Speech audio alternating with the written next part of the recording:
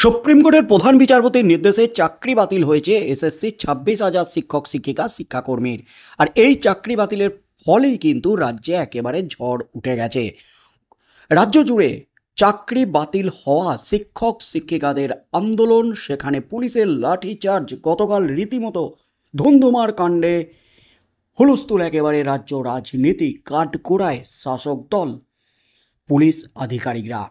তার মধ্যেই পুলিশ আধিকারিকরা উচ্চ পর্যায়ে বৈঠক করে শিক্ষকদের উপরে এভাবে আঘাত হানা যাবে না ঘোষণা করে দিয়েছেন।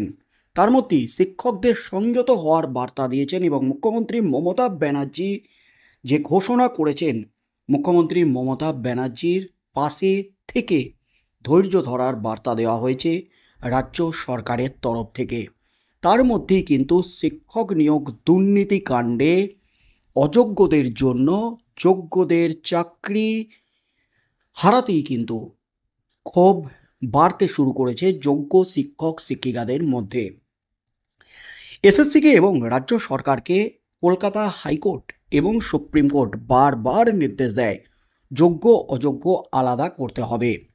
যদি যোগ্য অযোগ্য আলাদা করতে পারে এবং যোগ্য অযোগ্য প্রমাণ সহ যদি আলাদা করতে পারে, তবেই কিন্তু যোগ্যদের চাকরি বাঁচবে, অযোগ্যদের চাকরি বাতিল হবে। কিন্তু রাজ্য এসএসসি যোগ্য অযোগ্য আলাদা করতে ব্যর্থ, তাই গোটা প্যানেল বাতিল করতে বাধ্য হয়েছি, এমনই কিন্তু পর্যবেক্ষণ সুপ্রিম কোর্টের প্রধান বিচারপতি জাস্টিস খান্নার। এমনকি কলকাতা হাইকোর্টের দেবাংশু বসাকের ডিভিশন বেঞ্চ, তিনিও কিন্তু এই পর্যবেক্ষণই দিয়েছিলেন। চাকরি বাতিল হওয়ার পিছনের যে 10টি কারণ, তার মধ্যে এটি ছিল একেবারে গুরুত্বপূর্ণ কারণ। তার মধ্যেই ভুরি ভুরি দুর্নীতি, আপাদমস্তক দুর্নীতি, পুরোটাই জালিয়াতি, একাধিক পর্যবেক্ষণ সুপ্রিম কোর্টের। আর এই চাকরি বাতিলের পরপরই মুখ্যমন্ত্রী মমতা ব্যানার্জি নেতাজি ইন্দোর থেকে সুপ্রিম কোর্টের কাছে আর্জি জানিয়েছেন যোগ্যদের লিস্ট দিতে। সেই নিয়েও কিন্তু বিতর্ক তৈরি হয়েছে। সুপ্রিম কোর্ট কোথা থেকে যোগ্যদের লিস্ট পাবে? যোগ্যদের লিস্ট তো দেবে এসএসসি, রাজ্য নিজেই। তাহলে সুপ্রিম কোর্টকে কি যোগ্য লিস্ট চাইছে মুখ্যমন্ত্রী মমতা ব্যানার্জি? প্রশ্ন উঠে গেছে। এর মধ্যেই গতকালের যোগ্য শিক্ষক শিক্ষিকাদের আন্দোলনের মাঝেই কিন্তু এবার উত্তপ্ত ফের রাজ্য রাজনীতি। এবার কিন্তু আন্দোলনে নামছেন অযোগ্য শিক্ষক শিক্ষিকারা। এবার কিন্তু চরম ফ্যাঁসাতে পড়ে, চাপে পড়ে রাজ্যের কাছে বিস্ফোরক দাবি অযোগ্য শিক্ষক শিক্ষিকাদের। কারণ তাদের চাকরিও গেছে এবং সাথে সাথে জমি বাড়ি বিক্রি করে, ভিটে বিক্রি করে যে টাকা, সেই লক্ষ লক্ষ টাকায় ঘুষ দিয়ে চাকরি পেয়েছিলেন, সেই চাকরি বাতিল হয়েছে অযোগ্য শিক্ষক শিক্ষিকাদের। শুধু চাকরি বাতিল নয়, সাথে এতদিন পর্যন্ত চাকরি করে যে বেতন পেয়েছেন, সেই বেতন 12% সুদের হারে ফেরত দিতে হবে, এমনই কিন্তু নির্দেশ সুপ্রিম কোর্টের। তাই অযোগ্য শিক্ষক শিক্ষিকাদের একেবারে মাথায় বজ্রাঘাত পড়েছে। এক একজন শিক্ষক শিক্ষিকাকে 25, 30, 35 লক্ষ টাকা করে ফেরত দিতে হবে।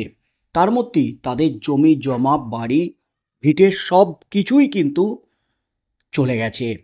রীতিমতো পথে বসে গেছেন অযোগ্য শিক্ষক শিক্ষিকারা। তাই এবার কিন্তু নয়া পদক্ষেপ, মাস্টারস্ট্রোক অযোগ্য শিক্ষক শিক্ষিকাদের। এবার কিন্তু মুখ খুলেই বিস্ফোরক অযোগ্য শিক্ষক শিক্ষিকারা। এবার টাকার বিনিময়ে চাকরি পেয়েছি, এমনই কিন্তু বিস্ফোরক দাবি করলেন অযোগ্য শিক্ষক শিক্ষিকারা। এবার অযোগ্য শিক্ষক শিক্ষিকাদের যা দাবি রাজ্য সরকারের কাছে, আদালতের কাছে, তাতেই কিন্তু নতুন করে শোরগোল পড়ে গেল একেবারে গোটা রাজ্যে। চরম ফ্যাঁসাতে এবার রাজ্য সরকার, ফের অস্বস্তিতে মুখ্যমন্ত্রী মমতা ব্যানার্জি। পশ্চিমবঙ্গে শিক্ষক নিয়োগ দুর্নীতি মামলায় যারা অযোগ্য তকমা পেয়েছেন, তাদের কণ্ঠে উঠেছে প্রবল প্রতিবাদের সুর। তাদের দাবি, আমরাও যোগ্য, প্রতিটি ধাপ পেরিয়েছি যথাযথভাবে। আজ পর্যন্ত আমাদের বিরুদ্ধে টাকার বিনিময়ে চাকরি নেওয়ার কোনো প্রমাণ মেলেনি। মেদিনীপুর শহরের বার্চ টাউনে পশ্চিম মেদিনীপুর প্রেস ক্লাবে এক সাংবাদিক বৈঠকে এমনটাই জানান United teaching and non teaching ফোরামের প্রতিনিধিরা। চাকরি বিনিময়ে যে টাকার বিনিময়ে চাকরি পেয়েছি এই প্রমাণটা কিন্তু হয়নি। তাই যেহেতু প্রমাণ হয়নি তাই যোগ্য ঘোষণা করতে হবে, দাবি অযোগ্য শিক্ষকদের। সেই বৈঠকে উপস্থিত ছিলেন পূর্ব মেদিনীপুরের ময়না পূর্ণনন্দ বিদ্যাপীঠের ভূগোল শিক্ষক সৌমেন সামন্ত। তিনি বলেন, সুপ্রিম কোর্ট যোগ্য বা অযোগ্য কোনো রকম পৃথকীকরণ করেননি, তাহলে কিভাবে আমাদের অযোগ্য তকমা দেওয়া হচ্ছে? একই বক্তব্য রাখেন নিকাশি হাই স্কুলের গ্রুপ ডি কর্মী কল্যাণ দাশগুপ্ত। তার বক্তব্য, 26,000 চাকরিচ্যুতদের তালিকায় আমরাও আছি। মিডিয়া ও কিছু রাজনৈতিক নেতারা আমাদের মধ্যে ভাগ তৈরি করছেন, এটা সম্পূর্ণ রাজনৈতিক ষড়যন্ত্র। কল্যাণবাবুর প্রশ্ন, সিবিআই তদন্ত সিজ করা এসএসসি অফিসে আজও কোনো চূড়ান্ত প্রমাণ হাজির করতে পারেনি, তাহলে এতদিনেও কেন ক্লিয়ার করলো না? তিনি জানান, মুখ্যমন্ত্রী আশ্বাস দিয়েছেন, আমরা সেই আশ্বাসে এবং আইনের উপর আস্থা রেখে আবার চাকরিতে ফিরতে চাই। সাংবাদিক বৈঠকে এই শিক্ষক কর্মীরা সরাসরি প্রাক্তন বিচারপতি অভিজিৎ গঙ্গোপাধ্যায় এবং আইনজীবী বিকাশ রঞ্জন ভট্টাচার্যকে কটাক্ষ করে বলেন, আমরাও এই দেশের নাগরিক, আইনি পদ্ধতির মাধ্যমেই আমরাও প্রমাণ করব আমাদের চাকরি ন্যায্য ছিল, আমাদের জীবন ও পরিবার রক্ষার লড়াই আমরা চালিয়ে যাব। অযোগ্য শিক্ষকদের যে বিস্ফোরক দাবি, এবার সুপ্রিম কোর্টে পৃথকীকরণের অভাব থাকা সত্ত্বেও কেন তাদের অযোগ্য বলা হচ্ছে? টাকার বিনিময়ে চাকরি নেওয়ার কোনো প্রমাণ ছাড়াই চাকরিচ্যুত কতটা ন্যায্য? একাংশ রাজনৈতিক নেতার বিরুদ্ধে চক্রান্তের অভিযোগ কতটা সত্য? আইনি লড়াইয়ের মধ্য দিয়ে কি ঘুচবে এই সংকট? এই সাংবাদিক বৈঠকের মাধ্যমে স্পষ্ট, একটি বড় অংশের অযোগ্য তকমা পাওয়া শিক্ষক কর্মচারী এখন আইনের পথেই শেষ লড়াই চালিয়ে যেতে বদ্ধপরিকর। তাদের আশা, আইনের কাঠগড়ায় প্রমাণ হবে তারাও ছিলেন যোগ্য। এবার কিন্তু রীতিমতো বিস্ফোরক দাবি, অযোগ্য শিক্ষক শিক্ষিকাদের। এতদিন পর্যন্ত যোগ্য শিক্ষক শিক্ষিকারা রাস্তায় নেমে আন্দোলন চালিয়ে যাচ্ছিলেন, তাদের আন্দোলনে রীতিমতো হুলস্থুল একেবারে রাজ্য রাজনীতি।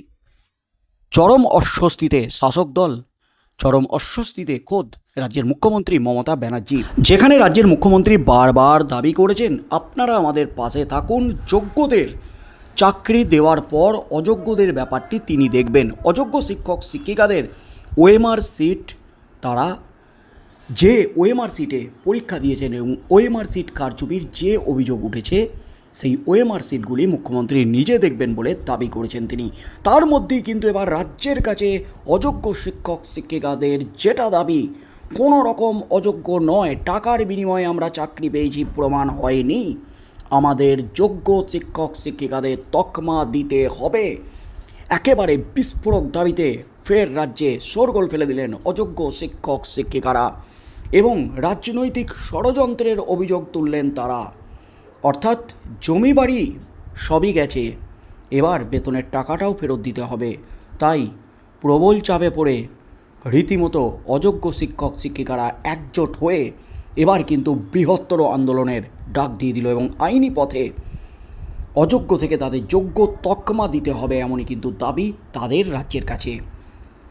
প্রবল চাপে নিজেদের বাঁচাতে রীতিমতো সব বলে দেওয়ার চেষ্টা করলেন অযোগ্য শিক্ষক শিক্ষিকারা। তবে তারা যে দাবি করছেন সেটা কতটা আইনি গ্রাহ্য, যুক্তিযুক্ত, কারণ যে সমস্ত ওএমআর সিটগুলি প্রকাশ্যে এসেছিল সেখানে একেবারে কারচুপি, কেউ সাদা কাতা জমা দিয়ে চাকরি পেয়েছে। বিস্ফোরক একেবারে ওএমআর সিট দেখে শোরগোল পড়ে গিয়েছিল গোটা রাজ্যে। তাহলে সেই ওএমআর সিটগুলো কোথা থেকে এলো? তারা যদি অযোগ্য না হয়, কি হতে চলেছে আগামী দিনে এই নিয়ে রাজ্য কী অবস্থান স্পষ্ট করে, আদালত কি নির্দেশ দেয়, সেদিকেই চোখ থাকবে গোটা রাজ্যের।